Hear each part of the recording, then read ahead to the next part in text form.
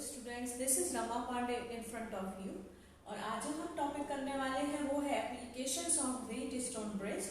जो हमने व्हीटस्टोन सेतु किया था उसके अनुप्रयोग। जैसा कि आपको पहले भी मैंने बताया, जितने भी एप्लीकेशंस होते हैं वो आपको खुद ही करने होते हैं।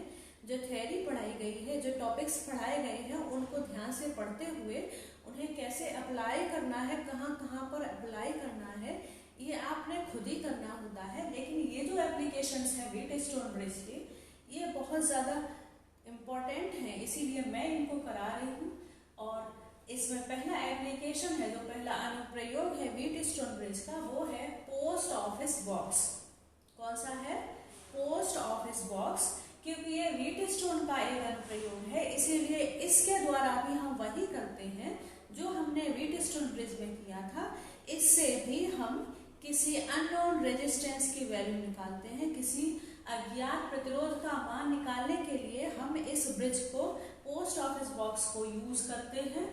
और इसको पोस्ट ऑफिस बॉक्स इसलिए कहते हैं क्योंकि पोस्ट ऑफिस में जो टेलीग्राफ्स होते हैं, उनके जो वायर होते हैं, उसमें अगर कहीं फॉल्ट होता है, पोस्ट ऑफिस में टेलीग्राफ के लिए जो वायर्स होते हैं, जो तार होते हैं, उनमें अगर कोई कमी है, कहीं फॉल्ट होता है, तो हम इस ब्रिज का यूज करते हुए, पोस्ट ऑफिस बॉक्स का यूज करते हुए उसको फाइंड आउट कर सकते हैं, कमी को दूर कर सकते हैं और किसी अननोन रेजिस्टेंस की वैल्यू भी फाइंड आउट कर सकते हैं। तो ये हमने बनाया है पोस्ट ऑफिस बॉक्स। हमने ये तांबे की पत्तियां ले ली हैं। ये क्या है? ये है कॉपर स्ट्रिप्स, तांबे की पत्तियां। और आप जानते हैं कि जो तांबा होता है वो एक गुड कंडक्टर होता है, इसीलिए हमने क्या किया है, इसके बीच में गैप कर करके, जो तांबे की पत्तियां ली हैं उनके बीच में गैप कर करके अलग अलग प्रकार के प्रतिरोधों को लगा दिया है। हमने P प्रतिरोध, रेजिस्टेंस जो P है वो यहाँ लगाया है, जो लगा हुआ है A और B के बीच में। P के 3 वैल्यूज दी गई है। एक है 10 ओम, दूसरा है 100 ओम और तीसरा है 1000 ओम। मतलब P ज्ञात प्रतिरोध है, नॉन रेजिस्टेंस है। हमने B और C के बीच में गैप कर करके रेजिस्टेंस Q लगाया है और Q की भी 3 वैल्यूज है, 10 ओम, 100 ओम एंड 1000 ओम। मतलब ये भी नॉन रेजिस्टेंस है। इन दोनों की वैल्यू P और Q की वैल्यू फिक्स रहती है। आप कोई भी वैल्यू ऑप्ट कर सकते हैं, ये मैटर नहीं करता। क्योंकि मैटर क्या करता है, जैसा कि आपको लास्ट टॉपिक में बताया है, व्हीटस्टोन ब्रिज में बताया है कि हमें R की वैल्यू सेलेक्ट करनी होती है ऐसी जिससे गैल्वेनोमीटर में कोई डिफ्लेक्शन ना हो। जो रेजिस्टेंस R है उसको हमने A और D के बीच में लगाया है। A और D के बीच में जो रेजिस्टेंस R लगाया गया है उसकी वैल्यूज है 1 से लेके 5000 ओम तक। ये सब R की वैल्यूज दी है। हमने C और D के बीच में रेजिस्टेंस S लगाया है, जो अननोन रेजिस्टेंस है। अज्ञात प्रतिरोध S की वैल्यू भी हमें फाइंड आउट करनी होती है। हमने एक वायर लिया है, उससे कनेक्ट करके D और B के बीच में, B और D के बीच में गैल्वेनोमीटर लगाया है G और कुंजी लगाई है K2। वैसे ही एक दूसरे वायर से A और C के बीच में हमने एक बैटरी लगाई है E और एक कुंजी K1 लगाई है। इस तरह से हमने अरेंज किया है पोस्ट ऑफिस बॉक्स को। अब जैसा कि आपको बताया गया, P और Q की तो कोई भी वैल्यू आप सेलेक्ट कर सकते हैं, लेकिन आपको R की जो 1 से लेकर 5000 वैल्यू दी गई है, इनमें से एक ऐसी वैल्यू ऑप्ट करनी है जिससे गैल्वेनोमीटर में कोई डिफ्लेक्शन ना हो। अगर गैल्वेनोमीटर में कोई डिफ्लेक्शन नहीं होता है तो व्हीटस्टोन ने बताया कि तब ब्रिज, ये जो ब्रिज है वो बैलेंस्ड रहता है, तब ब्रिज संतुलन की अवस्था में रहता है। और जब ब्रिज संतुलन की अवस्था में रहता है तब हम क्या करते हैं, जो उन्होंने फॉर्मूला दिया है प्रतिरोधों के अनुपात का, उसको फॉलो करते हैं। अब R की वैल्यू हमें इस तरह से ले लेनी होती है कि जो गैल्वेनोमीटर है उसमें कोई डिफ्लेक्शन ना हो। गैल्वेनोमीटर में कोई डिफ्लेक्शन नहीं होता है, इसका मतलब है कि जो ब्रिज है वो बैलेंस्ड है।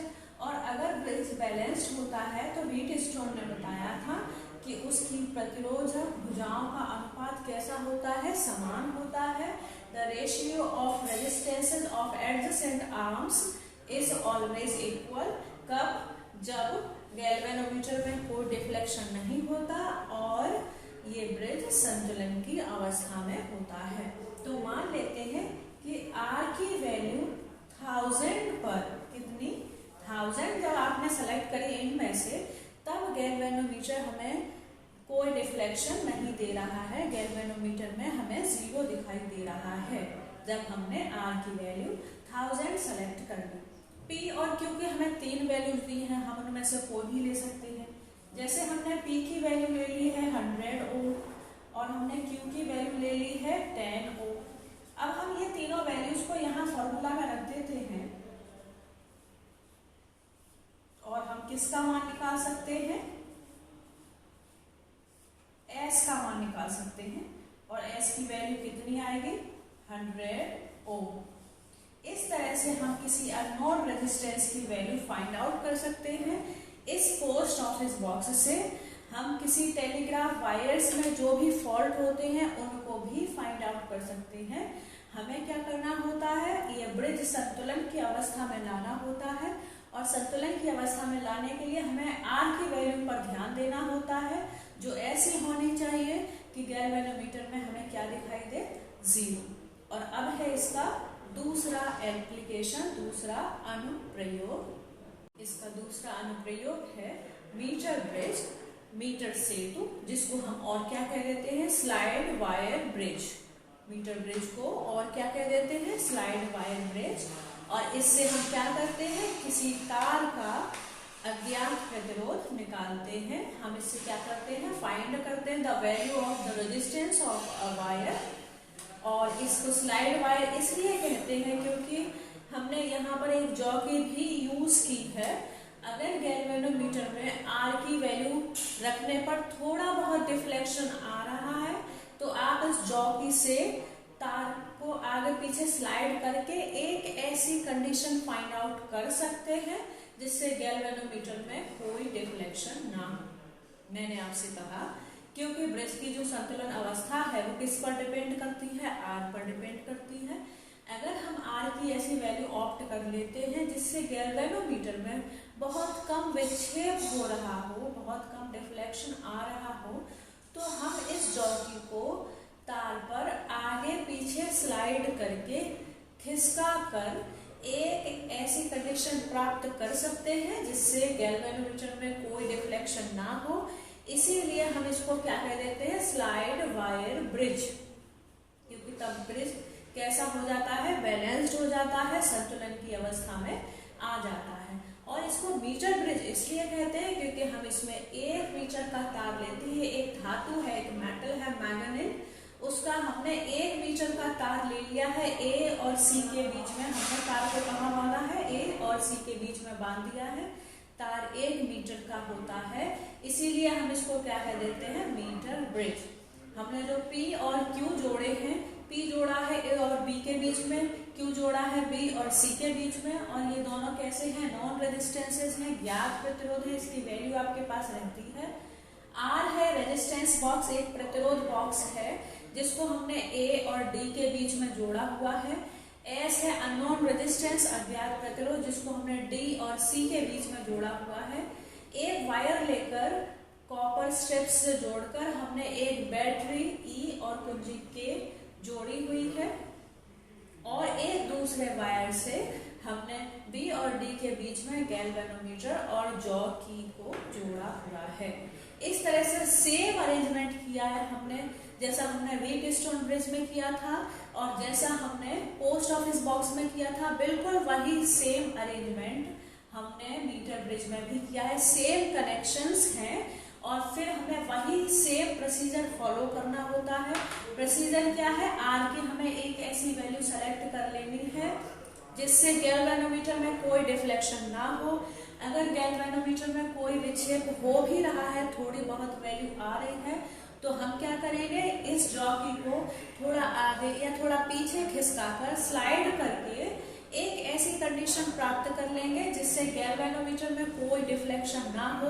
और अगर ऐसी कंडीशन आ जाती है हमारी, तब ये ब्रिज कैसा माना जाएगा, बैलेंस्ड माना जाएगा, संतुलन की अवस्था में माना जाएगा। फिर जो हमने व्हीट स्टोन में रेशियो निकाला था, रेजिस्टेंसेस का, प्रतिरोध का जो अनुपात निकाला था, हम उसको फॉलो करेंगे क्योंकि ब्रिज कैसा हो जाएगा, बैलेंस्ड हो जाएगा। अब हमने क्या किया है, जो तार लिया है हमने 1 मीटर का, उसका रेजिस्टेंस मान लिया, उसका प्रतिरोध कितना मान लिया है, स्मॉल आर। हमने जो तार लिया है उसका प्रतिरोध कितना मान लिया है, स्मॉल आर। 1 मीटर तार का प्रतिरोध है स्मॉल आर। 1 मीटर का मतलब होता है 100 सेंटीमीटर।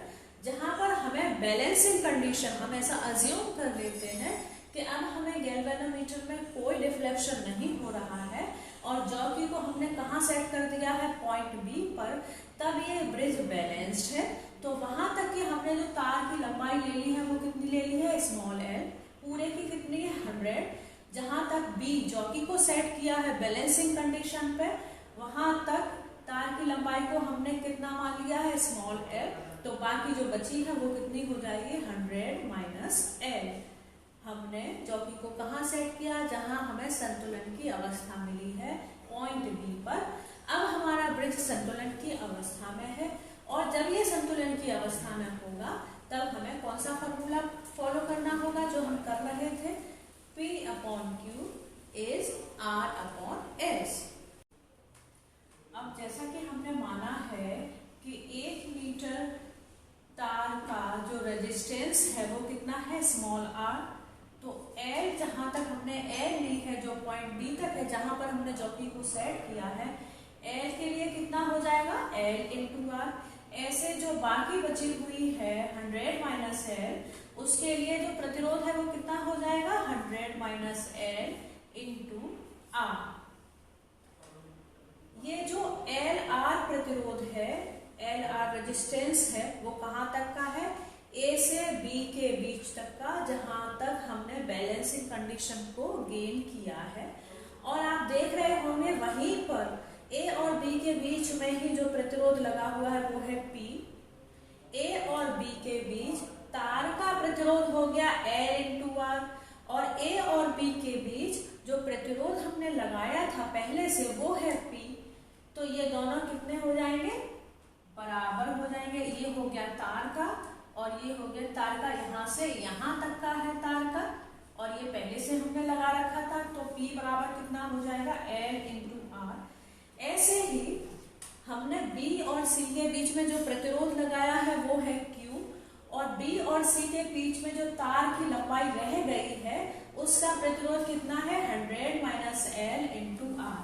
जो इतनी रह गई है लंबाई, उसका प्रतिरोध कितना हो गया, 100 minus L into R, B और C के बीच में। और B और C के बीच में ही हमने पहले से Q लगा रखा है, तो Q बराबर कितना हो जाएगा, 100 माइनस एल इंटू आर। और ये आपकी बैलेंसिंग कंडीशन है। जब आपने जॉकी को पॉइंट बी पर सेट कर दिया तब गैल्वेनोमीटर में कोई विच्छेद नहीं हो रहा, कोई डिफ्लेक्शन नहीं हो रहा, तब ये ब्रिज कैसा है, बैलेंस्ड है। तब हम फॉर्मूला फॉलो करेंगे, P/Q इज R/S, और P के लिए है L इंटू आर, Q के लिए है 100 minus L into R is equal to R/S। और S का हमें फॉर्मूला ड्राइव करना होता है क्योंकि हमें S की ही वैल्यू निकालनी होती है। तो ये कितनी आ जाएगी, जो अननोन रेजिस्टेंस है S, अज्ञात प्रतिरोध, उसकी वैल्यू, फॉर्मूला आ जाएगा ये। और R की वैल्यू आपके पास होगी ही, क्योंकि जब आप R की वैल्यू सेलेक्ट कर लेते हैं तभी ब्रिज कैसा हो जाता है, बैलेंस्ड हो जाता है। और ये कंडीशन हमने कौन सी फाइंड आउट करी है, जब ब्रिज बैलेंस्ड हो गया है, जब ब्रिज संतुलन की अवस्था में है, तब जब आपके पास R की वैल्यू हो जाती है तो आप R की वैल्यू यहाँ रख सकते हैं। मीटर स्केल से आप L की वैल्यू मेजर कर सकते हैं। ये हमने वायर लगा दिया है, हमने जॉकी कहाँ पर सेट की है उतनी लंबाई को, तार की उतनी लंबाई को हम मीटर स्केल से मेजर करके यहाँ पे रख सकते हैं। आर और एल की वैल्यू रख देने पर हम जो अननोन रेजिस्टेंस है एस, इसकी वैल्यू फाइंड आउट कर सकते हैं। अब इसका नेक्स्ट अनुप्रयोग है वो है कैरी फॉस्टर ब्रिज। जो मीटर ब्रिज है उसी को थोड़ा अपग्रेड करके जो साइंटिस्ट थे कैरी एंड फॉस्टर, उन्होंने इस ब्रिज को बनाया। इसको हम मल्टीपर्पजली यूज कर सकते हैं। इससे हम अननोन रेजिस्टेंस भी फाइंड आउट कर सकते हैं। इससे हम बहुत छोटे छोटे रेजिस्टेंसेस जो तार के होते हैं उनको भी फाइंड आउट कर सकते हैं। इससे हम एक अननोन और एक नोन रेजिस्टेंस में डिफरेंस भी फाइंड आउट कर सकते हैं और इससे हम अलग अलग रेजिस्टेंसेस में कंपैरिजन भी कर सकते हैं। जो बहुत छोटे छोटे प्रतिरोध होते हैं तार के, उनका मान भी ज्ञात किया जा सकता है। किसी अज्ञात प्रतिरोध का मान भी ज्ञात किया जा सकता है। किसी ज्ञात और अज्ञात प्रतिरोध के बीच डिफरेंस अंतर ज्ञात किया जा सकता है और अलग अलग प्रतिरोधों के बीच तुलना भी की जा सकती है। इसीलिए जो मीटर सेतु है उसको थोड़ा अपग्रेड कर दिया और क्या बनाया गया, carry foster bridge. Same procedure हम इसमें भी फॉलो करते हैं क्योंकि ये भी किस पर आधारित है, व्हीटस्टोन सेतु पर आधारित है, उसका ही एक एप्लीकेशन है। इसको भी हम स्लाइड वायर ब्रिज कह देते हैं क्योंकि इसमें भी हमने एक वायर लिया होता है। हमने कॉपर स्ट्रिप्स ली हैं, तांबे की पत्तियां, जिनके बीच में गैप कर करके हमने 4 प्रतिरोध लगाए हुए हैं, P, Q, R, S। A और C के बीच में हमने एक वायर को बांध दिया है। वायर किसका है, मैग्नेट का वायर है, धातु का वायर है, तार है, जिसकी लंबाई कितनी है, कैपिटल L। लंबाई कितनी है, कैपिटल L। और इसका हमने जो रेजिस्टेंस है, आंतरिक प्रतिरोध है, वो कितना मान लिया है, स्मॉल r। तार का जो इंटरनल रेजिस्टेंस है वो कितना मान लिया है, स्मॉल r। P और Q हमारे नॉन रेजिस्टेंसेस हैं, ज्ञात प्रतिरोध। R एक प्रतिरोध बॉक्स है, रेजिस्टेंस बॉक्स, जिसकी कई सारी वैल्यूज दी गई हैं। आपको एक ऐसी वैल्यू सेलेक्ट कर लेनी है जिससे गैल्वेनोमीटर में कोई डिफ्लेक्शन ना हो। और S है अननोन रेजिस्टेंस, अज्ञात प्रतिरोध, जिसकी वैल्यू हमें फाइंड आउट करनी है। साथ ही में हमने क्या अटैच कर दिया है, एक इंटरचेंजेबल स्विच और साथ ही में बैटरी जिसकी EMF है E और एक की जोड़ दी है K और B और D के बीच में हमने एक गैल्वेनोमीटर G जोड़ दिया है और जॉकी जोड़ दी है J। जैसा कि आपको बताया गया, इसको स्लाइड वायर ब्रिज कहते हैं क्योंकि अगर R की वैल्यू ऑप्ट करने पर थोड़ा बहुत डिफ्लेक्शन आ रहा है, गैल्वेनोमीटर में बहुत कम विक्षेप आ रहा है, तो आप जॉकी को आगे पीछे स्लाइड करके खिसका कर ऐसी कंडीशन प्राप्त कर सकते हैं जिससे गैल्वेनोमीटर में 0 आए।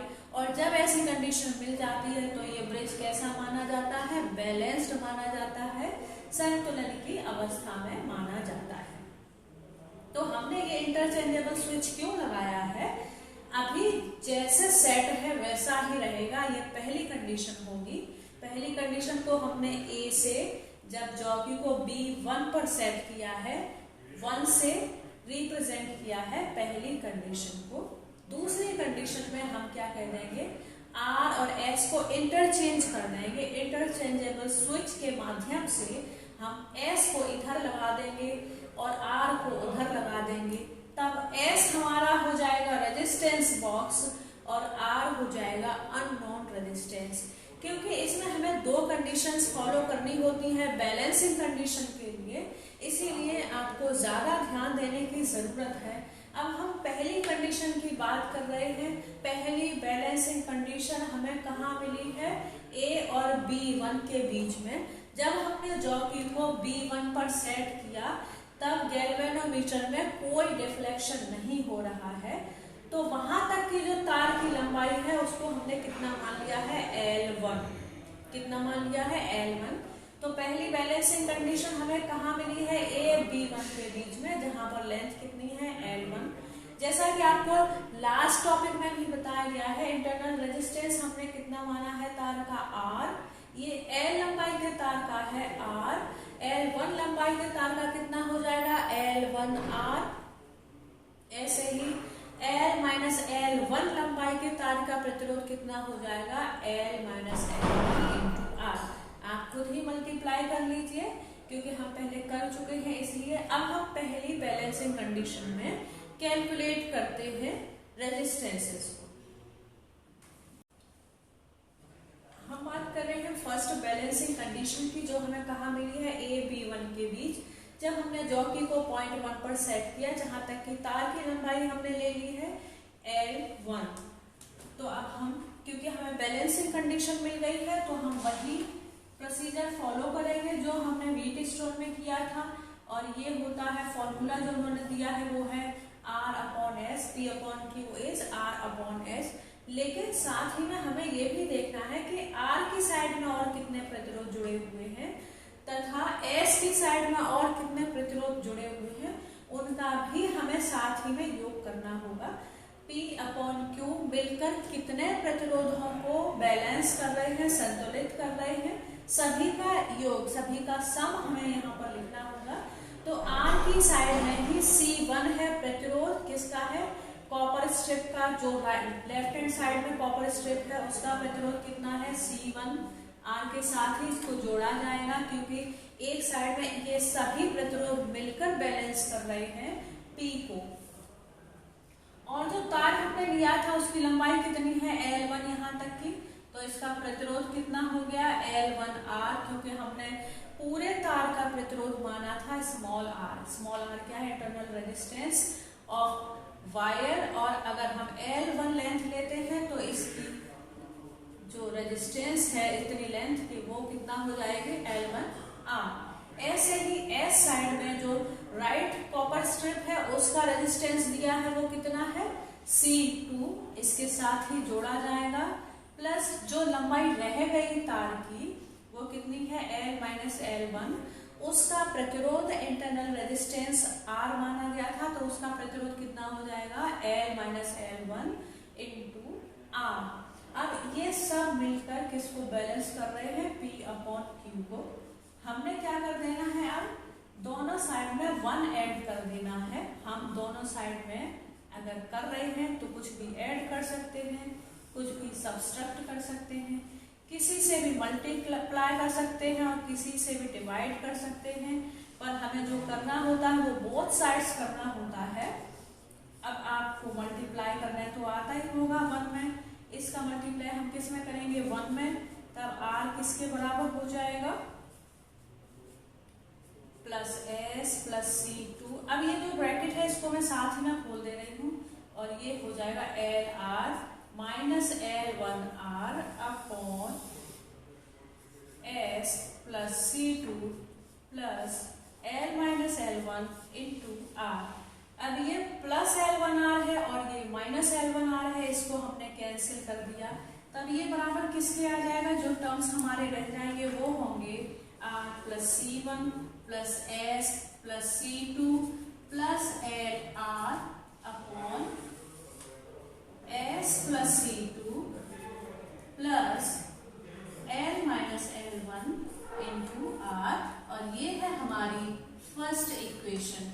ये कौन सी इक्वेशन है, हमने इसको इक्वेशन 1 का नाम दे दिया है। P/Q प्लस 1 बराबर किसके है R plus C1 plus S plus C2 plus LR upon S plus C2 plus bracket में है L minus L1 into R, small r है। अब हम दूसरी बैलेंसिंग कंडीशन फाइंड आउट करेंगे। जब इंटरचेंजेबल स्विच के माध्यम से सेकंड कंडीशन में हम R और S को इंटरचेंज कर देते हैं, अब S किधर है यहाँ पर और R किधर है यहाँ पर, ये क्या है सेकंड कंडीशन। पहली कंडीशन में जो जैसा था वैसे ही था, अब हमने R और S को इंटरचेंज कर दिया है। अब हमारा S है रेजिस्टेंस बॉक्स, प्रतिरोध बॉक्स, और R है अननोन रेजिस्टेंस, अज्ञात प्रतिरोध। जब हमने R और S को इंटरचेंज कर दिया तब हमें पॉइंट B2 पर कोई डिफ्लेक्शन नहीं मिला। जब हमने जॉकी को कहाँ स्लाइड कर दिया, B2 पर, तब हमें गैल्वेनोमीटर में कोई डिफ्लेक्शन नहीं मिला। तब यही हमारी बैलेंसिंग कंडीशन हो जाएगी। जब हमने जॉकी को A B2 के बीच में सेट कर दिया पॉइंट B2 पर, तब हमें गैल्वेनोमीटर में कोई डिफ्लेक्शन नहीं मिला। तब हमारा ये ब्रिज संतुलन की अवस्था में है।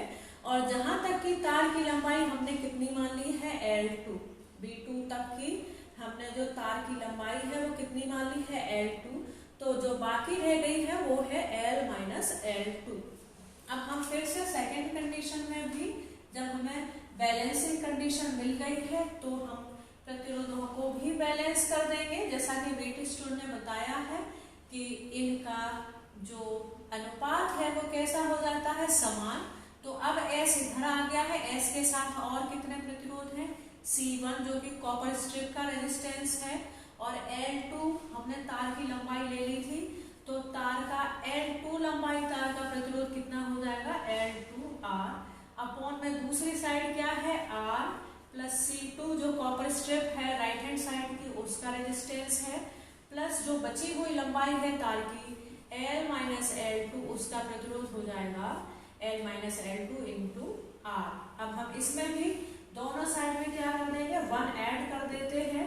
अपनी सहूलियत के लिए, इजी बनाने के लिए हमने ऐसा किया है, और हमने सेम फिर वैसा ही लिख लिया है। आपको सॉल्व करने आता होगा क्योंकि आप सबने मैथ्स भी पढ़ा है साथ ही में, उसी के अकॉर्डिंग आप इसको सॉल्व कर लेंगे।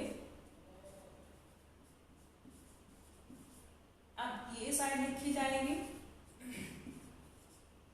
साथ ही में मैं ब्रैकेट ओपन कर देती हूँ, तो ये हो जाएगा LR minus L2R upon R plus C2 plus L minus L2R।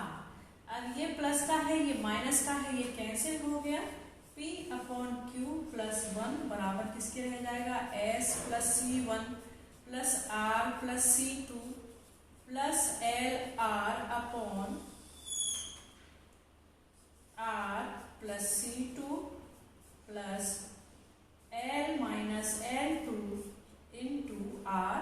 और ये है हमारी सेकेंड इक्वेशन। ये हमारी फर्स्ट इक्वेशन है। फर्स्ट इक्वेशन क्या थी, P upon Q plus 1 is equal to this, और सेकेंड इक्वेशन क्या है, P upon Q plus 1 is equal to this. अब आप देखेंगे दोनों इक्वेशंस को कंपैरिजन करेंगे अगर, तो दोनों की जो लेफ्ट हैंड साइड है वो बिल्कुल समान है। दोनों इक्वेशंस 1 और 2 की जो लेफ्ट हैंड साइड है वो बिल्कुल बराबर है, एक जैसी है। अगर लेफ्ट हैंड साइड इक्वल होती है तो राइट हैंड साइड भी इक्वल मानी जाती है। तो अब इसी से हम क्या करेंगे, कंपैरिजन करते हुए जो राइट हैंड साइड है दोनों की वो भी इक्वल कर देंगे, और किसका मान निकालेंगे हम, अननोन रेजिस्टेंस की वैल्यू फाइंड आउट कर देंगे। अगर हम कंपैरिजन करेंगे बाय इक्वेशन 1 एंड 2, तो जो हमारी लेफ्ट साइड है वो इक्वल है, तो राइट हैंड साइड भी हमारी कैसी हो जाएगी, इक्वल ही हो जाती है। और इसको इक्वल करते हुए हम दोनों को यहाँ रख देंगे। ये है हमारी फर्स्ट इक्वेशन, बराबर किसके हो जाएगी, ये है हमारी सेकंड इक्वेशन, इसके बराबर हो जाती है, क्योंकि हमारी जो लेफ्ट हैंड साइड है वो भी कैसी है, दोनों की इक्वल है।